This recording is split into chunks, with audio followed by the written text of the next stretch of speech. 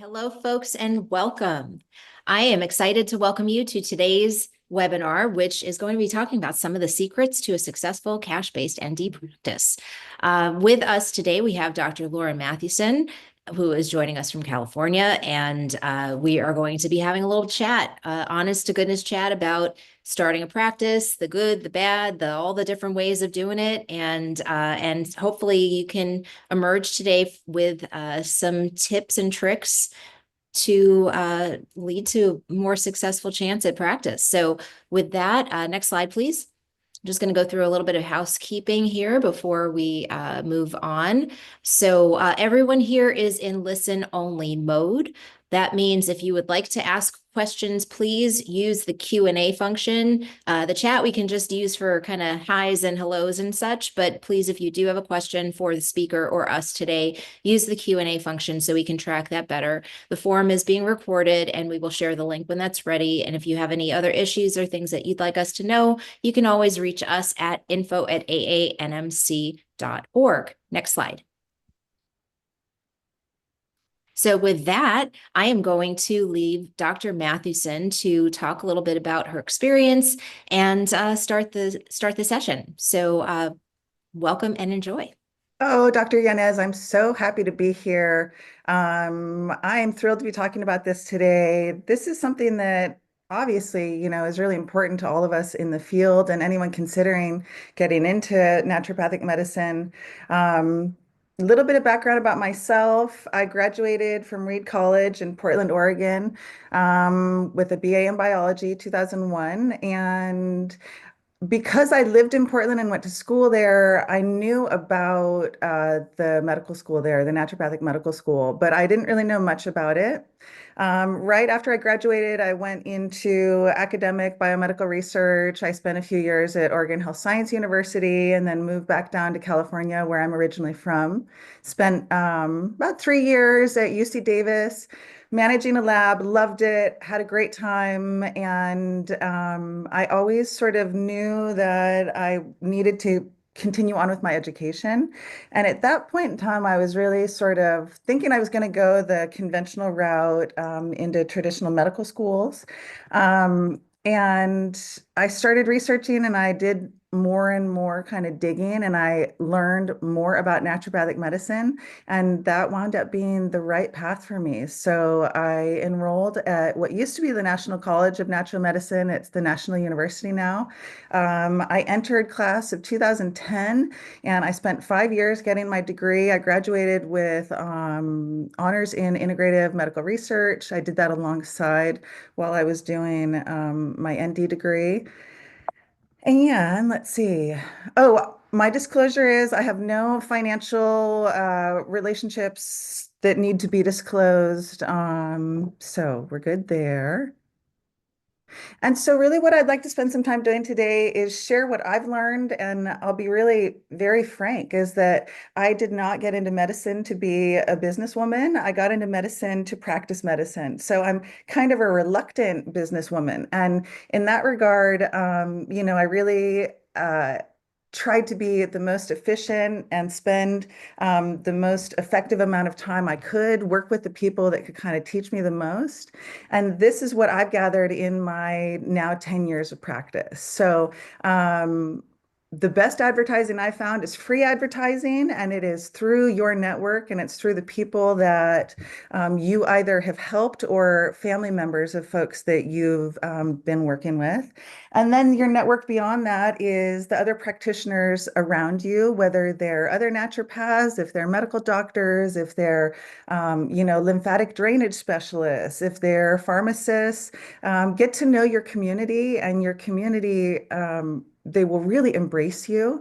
And then I found to the more freely I share my knowledge, kind of the greater this network grows. So I love talking about naturopathic medicine. I love sharing it with folks, and this would be my passion if it wasn't my career. So my work experience as a naturopath, directly out of school when I graduated 2015, I moved to Southern California and I was in the San Diego area and I was in a private practice with a medical doctor who was running an integrative sort of concierge practice. And that was a great experience, learned a lot sort of about how to manage a practice. And it was fun to have that relationship with an MD. Um, Ultimately, I wanted to be back up in Northern California. And so at around year 4 of my practice, I joined a really busy group practice that actually is no longer in existence up here. But back at the time, I was one of 8 or 9 other NDs. We had 2 practice locations and very busy schedules. That was amazing for me because of the experience I had, not only with seeing a ton of patients, but I got to interact with my fellow doctors all the time. I could ask questions, we could share cases, we could talk about lab testing. That is where I feel like I personally learned the most about naturopathic medicine, kind of at the level I'm practicing it now. And that was an amazing experience. Um, Ultimately, for me, it was important to have career autonomy. So, eventually, after a few years at that group practice, in fact, a lot of the doctors there, we all kind of went our own ways. And that was when I jumped into solo business ownership. So, right off the bat, anyone thinking about doing any of this, find a lawyer you trust and knows what they're talking about. And having these conversations ahead of time will save you so much mishap.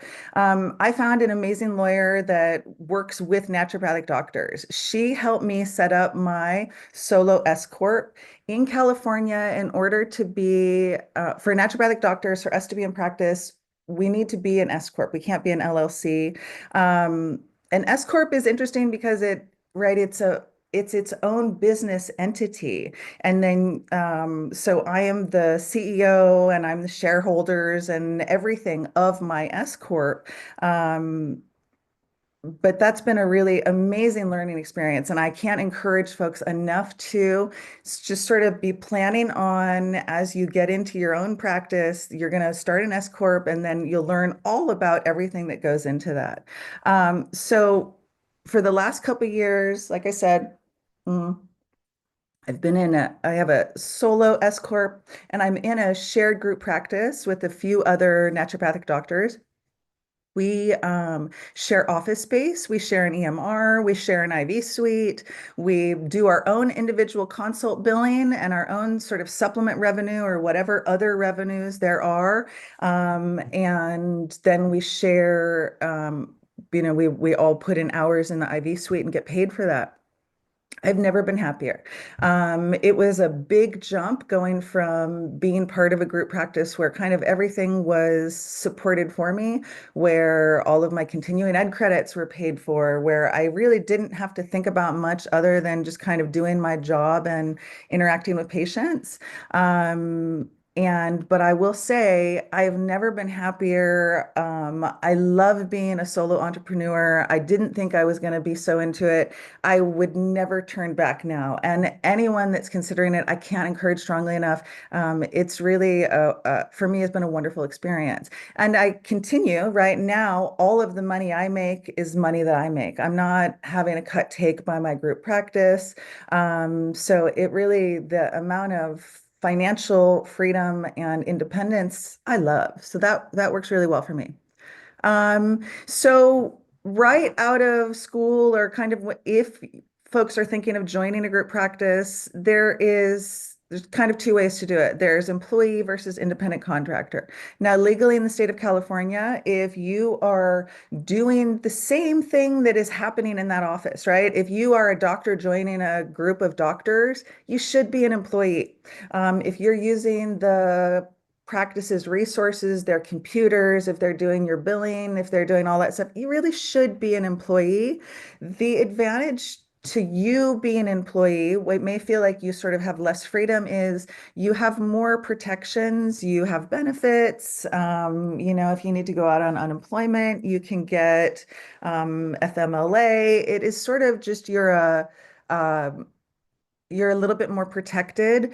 Independent contractor, folks like because it seems like there's going to be more freedom. You set your own schedule, you do your own thing, you pay your own taxes, which is it's a very different experience from getting paychecks that have already had the taxes cut out to the next year independent contractor, and all of a sudden, you owe a whole big chunk of money at the end of the year. Um, Also, independent contractors, like I said, sort of just have less protections under employment laws. If you are truly doing something like there's a practice and they're set up and you are offering a service that they don't offer, and you come in on days that you're deciding and you're using your equipment and your scheduling and your billing, then you're an independent contractor. But make sure, these are just good conversations to have ahead of time. Kind of know what you're getting into is my best advice there. And run this past your lawyer. You can't get lawyers early enough involved. So again, like I said, for me, years 1 through 3, I really focused on growing my experience and my network. And naturopathic medicine, we don't have as many residency options available as conventional medicine does. So for me, it was sort of something where I was like, well, I'm going to more or less try to design my own residency with the intention of I'm going to get as many patient contacts as I can. And even if it's maybe not necessarily, the type of medicine I thought I was interested in initially, still see just as many people as you can. And like I said, if you're in a group practice, you're going to be learning from the folks around you. So it just really accelerates things. Those first few years of practice, you can really rely on your basics. You don't need to get fancy. The main thing is remember your standard of care. Don't hurt anyone, right? You always need to be careful with that. And then knowing that the basics that you learn in med school are going to take you most of the way with most of your patients. Kind of everyone all the time needs a good reminder of eating thoughtfully, getting enough micronutrients, sleeping well, staying away from environmental pollutants and toxins. We can all use those good foundations, and so. In those first few years of practice, lean on your fellow doctors, lean on your textbooks, and like I said, head down, see as many folks as you can. Invest in high-level continuing education. So this is a really important one. Um, Continuing ed can be expensive, especially in your first couple of years of practice, and you've got to pay for your continued licensing, you've got to pay for your malpractice insurance.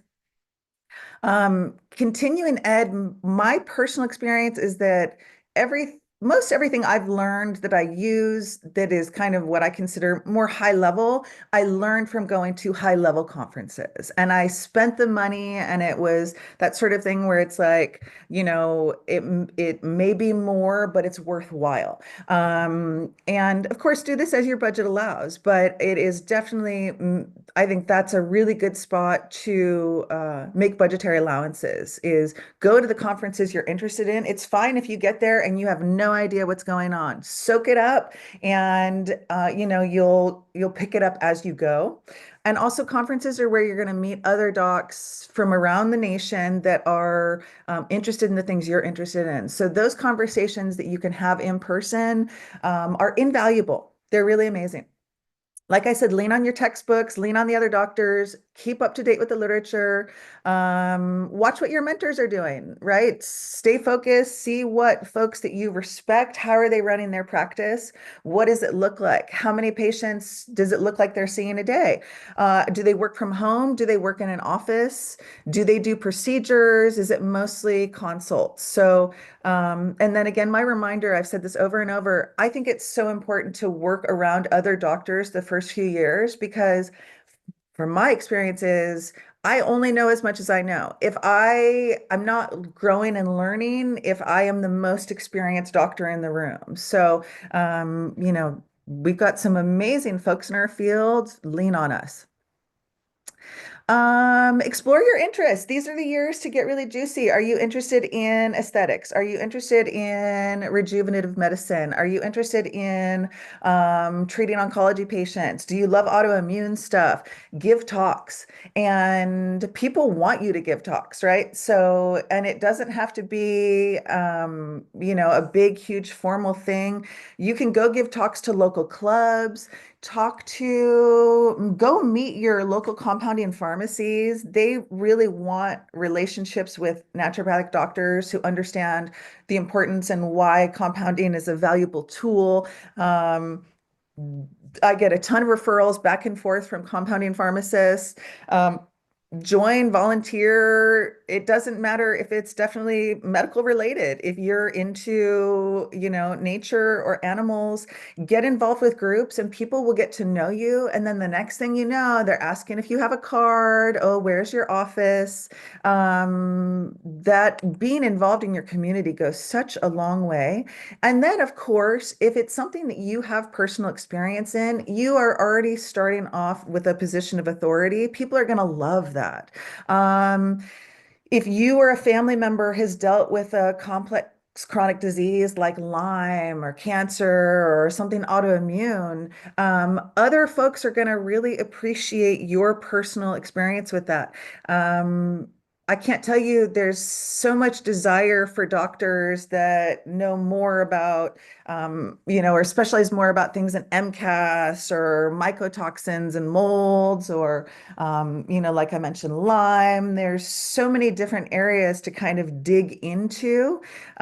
So, and oftentimes practices change, right? What we kind of think we're going to practice, the way we're going to practice is evolves over the years. It's really interesting kind of where it will take you. Um, there's some really fabulous income generating office procedures. These are the years to get trained up in those. If you know that you're interested, you are good with your hands and you want to do technical procedures, you like joint injections, look for a clinic that specializes in that. Go join that clinic, spend a couple years, or look for a training that's going to do that for you. Look for local doctors that you can come shadow with them. There's so much to be done with platelet-rich therapy, prolo, ozone. There's so much you can do with joint injections. On the aesthetic side, there's things like microneedling. These are all gorgeous, really lovely cash generating procedures. If you are interested in something like hyperbaric oxygen, that's a wonderful investment. There's so much you can do with it. Patients do great. They sit in the chamber for an hour. They get out feeling really wonderful. Helps with so many things, either recovering from surgery or recovering from complex chronic illness. IV therapy, if you have an interest in IVs, there is such a need for folks to have, well-trained boots on the ground doing this. IV therapy is such an amazing tool. We see folks do so well with it. It's IV therapy, it's can be a little tricky in California. We're constantly sort of shifting, what's available and what isn't. However, having an IV therapy suite has been a absolutely monumental tool in my practice, and I am so grateful for my staff and everyone who helps me run it. We're really lucky. And then there's all the aesthetics you can get into. So this is fun. This is platelet-rich therapy for the face, for collagen rejuvenation. This is neuromodulators like Botox or hyaluronic acid. I've got an asterisk here because remember in the state of California, anything that is not directly a hormone, you need MD prescription supervision to prescribe. So if you're going to use Botox or a filler, you need to make sure you've got an MD overseeing your prescriptions. Okay, cruising into years 4 through 7. For me, this is sort of where was starting to feel that my experience was cumulatively, I was starting to feel really more gelled as a physician, that I was comfortable and confident with what I was doing. I'd seen enough patients that I could kind of start thinking about what are my next steps, knowing that I did not want to be a part of a member of a large group practice forever, that I wanted to be an owner partner myself. Um, and so part of this was it's a great idea to brand yourself all along. So, from the time you're in medical school, if you have social media, use it. If you love it, that's fabulous. If you hate social media, you still kind of have to use it. At least have enough of a presence that just makes you look legitimate because, a lot of folks my age and older really rely on social media to verify that, oh, that is a person, their practice is there. You don't have to be hyper involved, but it's not a bad idea. Maintaining a website is going to be important. This doesn't need to be updated all the time. Most importantly, you need your contact information, get some testimonials from patients. Prospective patients love reading what prior patients have said. And it's so easy to throw up there and kind of give an idea of the patients that you're looking for as well. And then include on your website the services that you offer. You don't have to get super complicated, but this is for search engine stuff. I don't do any advertising, and folks find me from Google all the time. I ask every patient that shows up in my office how they found me, and I make a note of it. And I think that's really important. Um, and then as you're kind of thinking about your practice and where you want to go with it, you have the option of thinking about, is this a virtual practice? Are you going to maintain a physical location? Are you going to do a little bit of both? That being said, to practice in the state of California, virtual still needs a physical business address. So that can be something like I said, where my group, we all share our business address, we share our resources.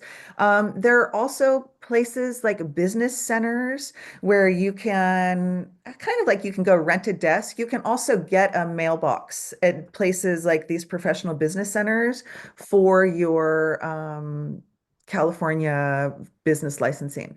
You are also going to need that for, I feel like your DEA license and I think just your straight practice license, you're going to need a physical address. You can use your home address and just make sure you don't list it if you're only doing sort of virtual stuff. Um, when you join a practice, you're going to sign a contract and you're going to be all excited to join a practice. It's a good idea. Read that contract and know your contract. If when you decide to leave this group practice, know that the patients that you have accumulated under that group practice's name belong to the practice. They are not your patients. However, patients have the legal right to know where you're going. And a lot of them are going to follow you. Some of them won't because it's just easier. They're set up. They know where to park. Others are going to be trying to follow you before you've ever even really left. So definitely within your state, check with what the regulatory board says the requirements are. But it's something like I believe you should give patients at least 30 days heads up that you're not going to be there down the road. And if you can give them more time, that's better. Patient is legally obligated to let patients know where you are and where you've gone. Sometimes that relationship might not be super friendly leaving. However, keep it graceful, right? If patients ask, you talk about you're so excited to have more control over your career. You're so excited to dip your toes into managing your business.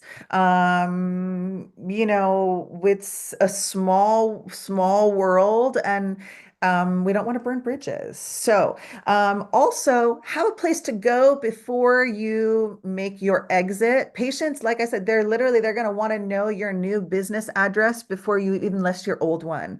So, kind of do a little strategizing, get that set up. And one thing you can do is you can prepare an electronic records release for your prior patients, if they decide they want to go with you, it's got all your new contact information, and then all their records can just get sent over. They'll be there waiting for you. Um, like I said, patients remember, and they'll remember from years. They'll remember from a talk you gave 5 years ago, and then they show up and you go, "Oh, how did you find me?" "Oh, you gave a talk on, trigeminal neuralgia, and I heard that, and then I just knew that someday, I wanted to work with you." So, it's a really lovely thing, and I consider it such an honor when patients come find me. Um, and then I thank my referrals. I have a handful of families that I have probably treated every member in their family now. And there's probably 3 or 4 families that have built up, I would say, at least half of my practice. And it's a delight, right? So I say, "Oh, who sent you in?" And then they list, 5 people and I make a note. It's just a really wonderful feeling to be included in people's trusted network like that. So it's something that I take very seriously, and I am so grateful.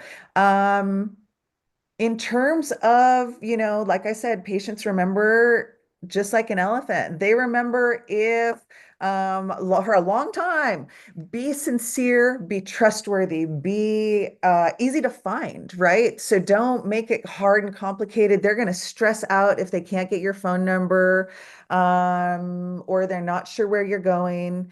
And then once you've got your new setup going, it's really important that you are available to patients. So it doesn't matter how strong of a doctor I am. If my front desk is weak, if they're not calling people back, if they're not answering phone calls, if they're not checking emails, then my practice looks weak and it reflects very poorly on me. So I would say, aside from, like probably investing in a strong front desk and in employees that can help support me, that is my number one biggest expense, and it is the most valuable thing I do for my practice. Once you're on your own, mm, remember, in California, like I said, we naturopaths can prescribe hormones, any hormones that the body makes naturally, without any prescription supervision. But if we want to prescribe anything like an antibiotic or low-dose naltrexone or, whatever else, an antiviral, we need MD prescription supervision. And it's kind of an interesting relationship. There is no, culpability on the part of the MD, in terms of overseeing my prescriptions. And a lot of times, it's you can look up different contracts or different kind of agreements. Sometimes medical doctors ask to be paid for this, and other times they don't. So this is just something to kind of be thinking ahead, line it up if and when you're planning on going out on your own. That's a really important thing to have set up. It is very difficult to go from practicing with having medical prescription supervision. So I can prescribe antibiotics, I'm prescribing low-dose naltrexone, I'm prescribing things, whatever it is that my patients need, where I'm using what I feel is the best tool from either conventional or integrative medicine. Um, but if I were to lose my MD prescription supervision, my practice would change dramatically right now. And I do not believe that it would be in my patient's best interest for all of a sudden me to lose all of those tools. So, again, it's just something to line up. Each medical doctor can supervise, I believe, 4 or 5 NDs. So that's also something to look up. When you're on your own, and again, I would always encourage you practicing with other doctors, being around them. Here's where we get into sort of the business dynamics. There's the business partners versus co-owners. I encourage co-owners. Don't go into business partnership. It's hard to untangle business partnership. It's like a marriage, right? Whereas if you are co-owners, I have my own S corp. The other doctors I work with, they own their own S corp. corps, and then we work together. But basically, I'm running my whole own business. They're running their own business. Um, I think there is a lot to be said for that. If there were something were to happen, one of us wanted to move away, it's easy for us to disentangle. Patients understand, sort of who they're associated with. I definitely would encourage co-owners as opposed to business partners. Business partners can be tough. And also remember with the business partner, um, you agree to share cost, and then you have to agree how you're going to share income. And usually someone might wind up working harder than someone else. So it's kind of it is just cleaner if from the get-go you are co-owners. But again, co-owners share your expenses, share your location. If you have that available to you, a co-op style workspace is fabulous, right? That, like I said, that's sort of what we're doing right now. It's working great for us, including we have other doctors in the community that need office space. They need an office 1 day a week. They can come use one of our professional offices, meet their patients there, use all of our stuff to get vitals, and it's a win-win all the way around.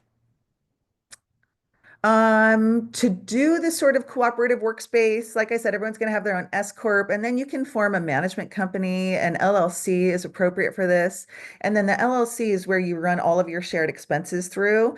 That can be things like IV materials, supplies for the clinic, cost of the front desk, and then all your advertising, all your web resources, your phone bill, all that kind of stuff would be run through the LLC. Remember, you're sharing office space, you're also going to be sharing reputation. So make sure that you are in a group with folks that you are happy having represent you out in the community, right? Because again, yeah, patients make those connections.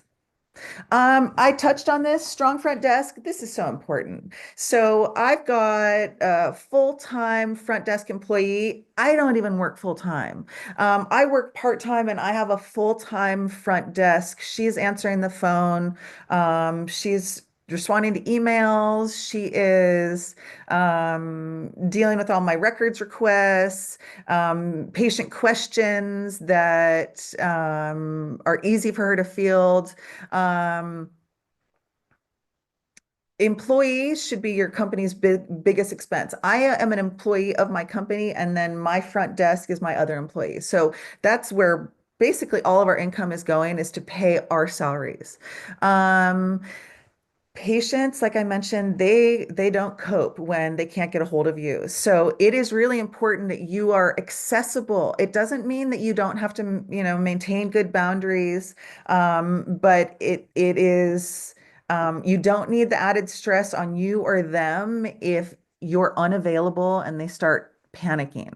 A great way, there's so many cool tools now. The voice over the internet is really, this is what I do. My gal works remote, so my phone number rings where she is. If she's busy, she can bump that phone number back to me. This is so easy. Your electronic medical record, you'll do all your billing. You're going to hook up to your business account. You'll message patients and do all your appointments through that. So that'll be really easy. And here we get into know your value. What are you going to charge? This is a cash-based practice. So first thing is do a little market analysis. See what other folks in your area are charging, and also that can be based on geography, right? So naturopathic doctors in the Bay Area are charging a lot more than we are in the Central Valley. And patients know and expect that. Also take into account how long have you been practicing? What are your specialized skills? I've been focused in integrative oncology since 2018 and autoimmune. So those are my areas of expertise. Patients seek me out because they know that I'm strong in those areas. I've intentionally sort of built my practice that those are my specialties.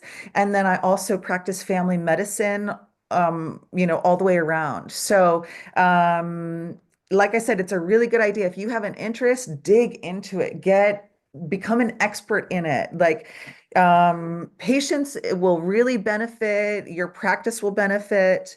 Don't undercharge. It's easy to want to help everybody, right? And then part of the way we want to help people is giving stuff. It is important that patients have a little bit of skin in the game. Free advice, the folks that I give free advice to, I get the worst outcomes. They don't take me seriously until they have to invest and they are literally, opening their pocketbook, and now it becomes very much more real. I remember, being in school and yeah, it was just very much like we could be giving the best advice, but if folks weren't invested in that advice, they weren't going to follow it. So, share your knowledge, but also charge for it. So one of those things is, if you like social media, share knowledge on social media, talk about conditions, talk about stuff, and patients are going to want to come see you in person and hear you say all of that again to them in person. So you're not sharing secrets that you should, give your information, don't give medical advice, but give freely of your knowledge, and it will come back to you tenfold. I promise that. And then wrapping up into what I love about naturopathic medicine. So, I personally have so much creativity in how I practice. And I have all these amazing, beautiful tools that I can pick through and decide what I think is going to be most appropriate for that patient or where we are with that patient. Maybe they're really ill and we're going to start super gentle and we're going to start mostly with botanicals and nutrition, and then we're going to build them up so they're stronger and we can come in and treat a little bit more aggressively. I can choose from so many different modalities. It is so exciting to have so many different fabulous tools. And it is an absolute honor to be involved in patients' lives. They're coming to me at their most vulnerable and scared, and it is truly. I think there's so much therapeutic value in that relationship where they know I'm invested in them and I am truly invested. And then for me, when I get to see them feel better and recover and go on to live these amazing lives, that is what keeps me in practice. That sort of seeing that ripple effect is what keeps me here, wanting to do this. I love working with young adults, and youth, and I love teaching them about what their bodies like and what their bodies don't like, and then they just kind of get to get cut loose to the world and go live their best lives. I mentioned we have amazing tools. Uh, our tools not only complement conventional medicine tools, in some cases, they definitely outperform. And it is so interesting and exciting to be able to take everything we've learned in naturopathic medicine and then all the sort of innovative stuff that's happening in the conventional world right now and weave those together. And we're having these amazing outcomes. Patients are doing so well. It's really an exciting time to be in medicine. We have some tools right now that we didn't have 10 years ago, and patients are doing beautiful with them. So that's thrilling. And then I'll just finish this by saying that, some of the smartest, hardest working, most creative, innovative thinkers I know are other naturopathic doctors. And it is absolutely an honor to be standing amongst them. I love that. And then this is how to contact me. I've got a website. I'm on Facebook and Instagram. We've got some videos on YouTube. Um, for any prospective students or medical students that are getting ready to graduate, if you have questions, reach out. I would love to interact. I love chatting with folks. And then these are our upcoming events. I am muted. Now I'm not muted. Thank you so much, Dr. Mathewson. This was really a fantastic talk. We're going to get to Q&A in just a moment. Reminder again, if you have questions, please put them in the chat and we will do our best to get to them today. Otherwise, we will email you with responses. So before we get started on questions, just a reminder that we've got some upcoming events. In May, we will be talking about breaking free from acne naturally. And then June's talk is going to be discussing men's vitality and brain health. So super excited about our upcoming chats that we have and looking forward to all of that now. So with that, we have a few questions that have come in. You touched on EMR and the importance of having, all of your technology. Can you talk about how, I know that the question here is what EMR do you prefer and are using? I know that can be a little bit personal from practice to practice and also vary depending on how you practice, but would you mind walking people through how you choose an EMR rather Yeah, than telling folks that the EMR that you use, what's the yeah, process for yeah, finding yeah, one that is a good fit for the yeah. way you and your patients operate? Well, my first experience with EMRs was the ones we were using in med school, and they were the big, like Epic. They're the ones that the hospitals use, and they have so much power, and they were so complicated. When I got into practice, the practice I joined was using the EMR that I'm to this day still using. So I got lucky in that regard. But I will say conferences, naturopathic doctor conferences are always going to have some EMR representatives, or at least the last time I was at conferences, they were there. Great to chat with those folks. Now, what I like about the one I'm using personally is it charges me per visit. So I'm paying per use. So I'm not just paying like a service fee, and then I can add on the things that I like. Do you want me to say the one I'm using? Does that matter? Or do you want me just to kind of talk about I chose one that had billing integrated into it. That's really important for me. Most importantly is I'm not storing credit cards in my office. My EMR is storing patient credit cards somewhere off Bluefin in the cloud. And so they're the ones responsible for that. That's lovely because part of my paperwork that I do with patients as they're getting set up is here are my financial policies. And even though I never charge when patients no show, it's in there that if they don't let me know that they're gonna miss a visit, that I can charge a fee for that. I never do it, but if I wanted to, I already have their card on file, and then I have my front desk call them and say, hey, you missed this appointment, we're gonna charge this, and then we just run it. So that's really nice. I don't personally need to be linked into Epic and see what all the hospitals are doing, right? That's too much information. I need records from the hospital, but I don't need that access. So whenever I'm doing my new patient, we're preparing for a new patient intake, I'll ask for, records from the last 2 years or whatever's appropriate and whatever imaging, and then that'll show up directly in my EMR. Thank you for that answer.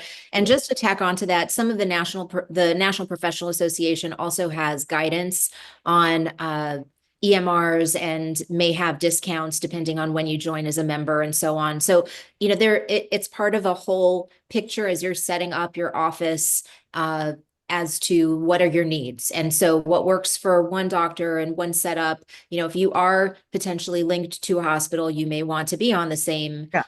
you probably should be on the same EMR as the hospital, especially if you're getting a lot of referrals back and forth.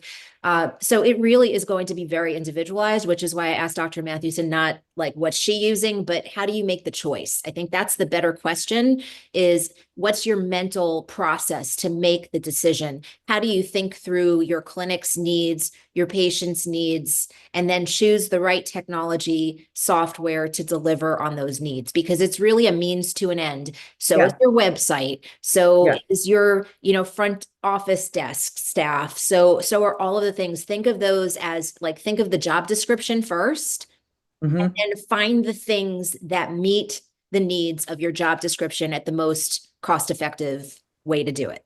Yeah. Yeah. So that said, would you be able to speak to kind of in general terms setting up a telehealth practice, and what does that look like? I know we just chatted a little bit about EMR, which is kind of the backbone of it, but what are some of the other things if you're thinking of Yeah. a strictly telehealth practice? Well, telehealth it's that was one of the amazing things that came out of COVID is that it showed us all that we can practice good medicine over telehealth. Um, I do for my patients that aren't local to me, my telehealth distant patients, and actually everyone, I ask them to maintain a relationship with a doctor local to them. If they need to go in and have exams done, if they need something quickly, I'd rather they already had a relationship but didn't have to go to urgent care. But that being said, I think telehealth is such an amazing, beautiful tool. Remember to look up the guidelines for the state you're in. So, because I'm in California, well, because my license in California, it doesn't matter where I am physically, I can telehealth treat patients in California with the full scope of my license. For patients that are outside of California, I can't do the full scope. I can treat them more as like I can consult on their case, but I can't necessarily order and, prescribe out of state. So when you're considering telehealth, just kind of be aware of those things. Um, and there are a lot of folks out there practicing such that, their inter versus out of state practice isn't different. They might not be writing meds in any state. So practicing telehealth in an unlicensed state isn't that different from the state they're in. But know the regulations about the state that the patient is in. That's the important part. Um, Setting up a telehealth practice. I think just jumping right out of school and setting up a telehealth practice, it might be a little bit hard to drive traffic initially. In my mind, telehealth is going to be easiest to do after you sort of have some established clientele. But that being said, there are practices that you can join that you would still be seeing most of your folks telehealth. So, um, I don't know that I answered that question super well. I think I just kind of talked at it for a second. Dr. Yanez, what do you think? That's okay. No, I think again, televisits are, uh, and setting it up. One of the things Dr. Mathewson talked about earlier is finding mentors.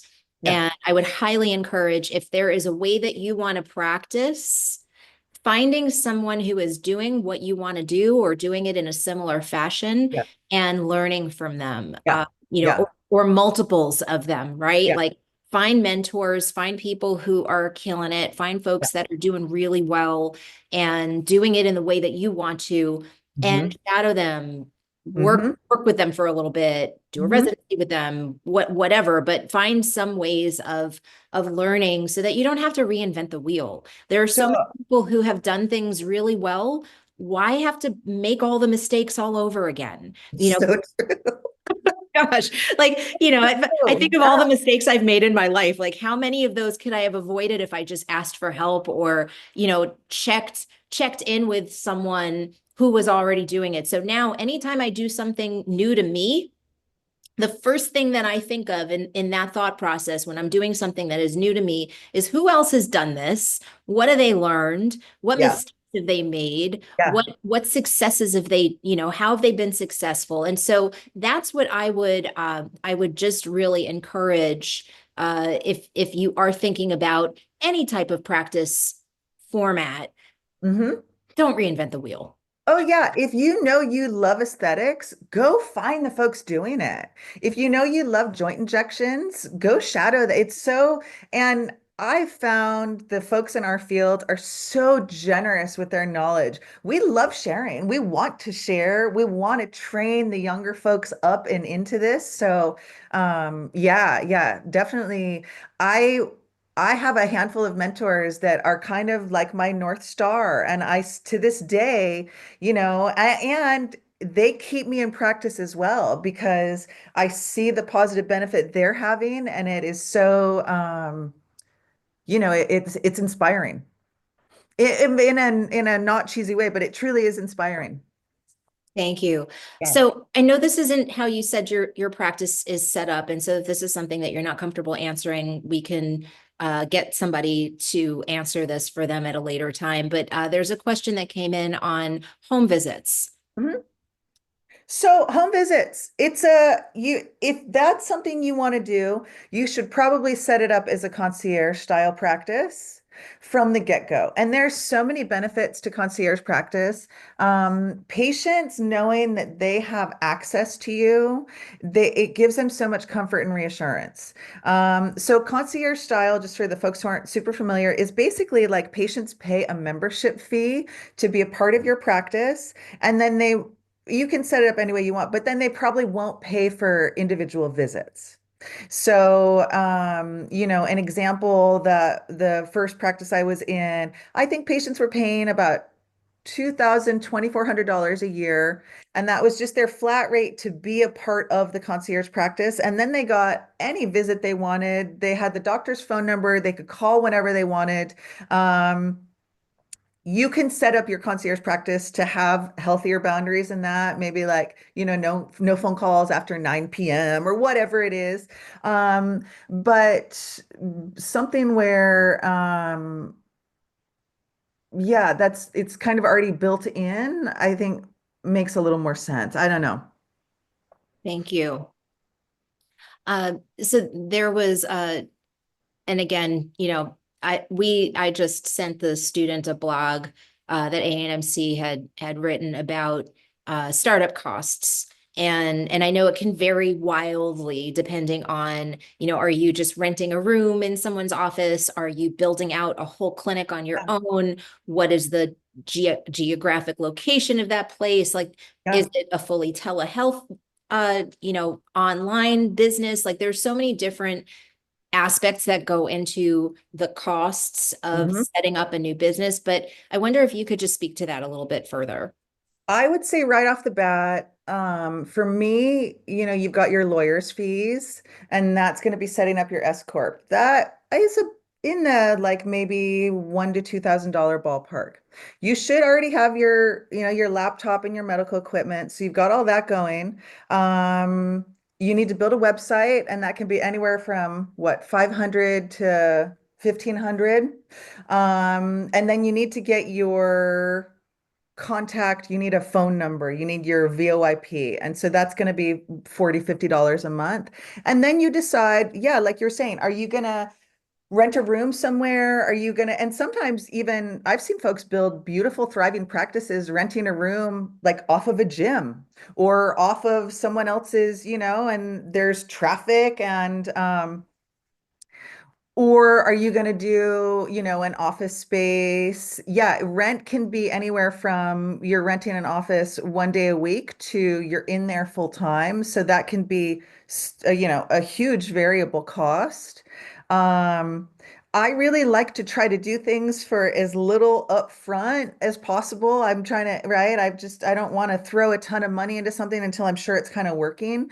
So for me, it it worked well, like I said, being part of a group practice, and then kind of while I'm in that, getting everything lined up to then jump into my solo practice. But I think there's lots of different ways to do it. Thank you. Can you speak just a little bit more about concierge practices? Yeah. So, variable in what the services are being provided. Sometimes it's the concierge practice, patients are paying a membership fee and they're just getting their meds managed. Sometimes they're just writing their hypertension medication. Or if you've got a concierge practice and they're a member, and again, there's very variable on what you're charging them per month or per year. Also, sometimes that will change based on the patient's age. I've seen models where it was like, under 30 was a lower price than over 50, or just kind of you thinking about complicated health stuff. And then it's nice because if you've got an EMR that can do automatic billing, then you can just put in, this is my concierge patient every month. We automatically deduct $200 from their card or whatever. And then you can really determine the terms of that relationship with the patient. But in general, the patient is paying for access to the doctor. And they want, the kind of the idea that they have your cell number is very enticing for a concierge practice. Now, there's a way to do that where you have a phone number that someone remote is answering all the time. So you're not actually on call. But again, these are all things you can really set up. If people are part of your concierge practice, then you might say that they get all of their services at a discount. If they want to come in and do PRP injections, well, they get 30% off since they're already part of the practice. And that allows you to maintain folks in your practice who are not members of it as well, right? They're just kind of paying for the services as they go. Um, Patients like concierge practices. It gives them a lot of confidence. Um, yeah. And it's interesting. It's one of those dichotomies where kind of like the more available you are to patients, sort of the less they reach out sometimes. The knowing that they can get a hold of you gives them so much comfort that sometimes that is a soothing balm in and of itself. Thank you so very much. Uh, so we are uh, just about out of time here, and I wanted to thank Dr. Mathewson for her time. I know she's got to get back to her patients today. Took a little break to step away. We will continue to work on some of the questions here. And hopefully get to a few of these now. But feel free, if you can go to the next slide. Mhm. If you have any additional questions for us at AANMC, please feel free to email us at info@aanmc.org, and we can hopefully get you updated and get you pointed to the resources and information that you would like. And so with that, I'm going to wrap up today's talk. Big hearty thank you to Dr. Mathewson. Thank you to Stephanie for helping work behind the scenes as well. And look forward to hopefully seeing some of you at a future event. Thanks and be well. Thanks.